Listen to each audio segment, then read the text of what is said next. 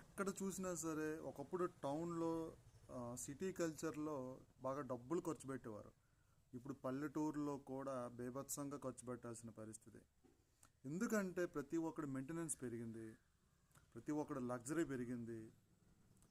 ఏది లేకపోతే అదే కాదు ఈ కాలంలో. అంటే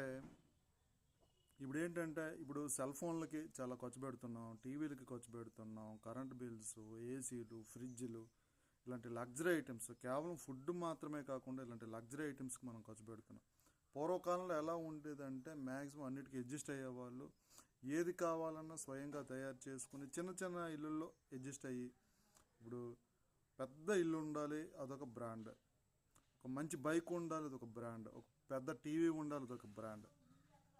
ఇలాంటి మైండ్ సెట్లో మనం వెళ్తున్నామే కానీ అప్పుడు వాళ్ళని అర్థం చేసుకుంటే మనం లగ్జరీని తగ్గించవచ్చేమో అనిపిస్తుంది. ఎందుకంటే పెరిగిన ఖర్చుల దృష్ట్యా టెన్షన్స్ పెరిగిపోయి ఆరోగ్య సమస్యలు వచ్చి అలా బతికే కంటే ఒక చిన్న ఇంట్లో అడ్జస్ట్ అయ్యి ఒక సింపుల్ జీవితాన్ని లీడ్ చేస్తే మంచిదని నా అభిప్రాయం.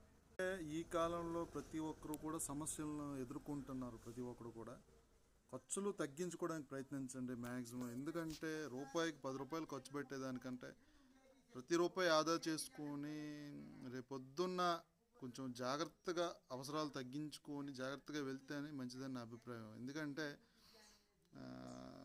ఓవర్ స్ట్రెస్ అనేది పెరుగుతుంది భయ్య కుర్రోళ్ళకి, మామూలుగా పెరగటం లేదు. ఈ యంగర్ జనరేషన్ పిల్లలు చేసుకొని పిల్లల్ని పెంచాలంటే ఎంత కష్టంగా ఉంది అంటే చాలా ఇక్కడ పరిస్థితులు చాలా దారుణంగా ఉన్నాయి అనడంలో ఎటువంటి డౌట్ కూడా లేదు.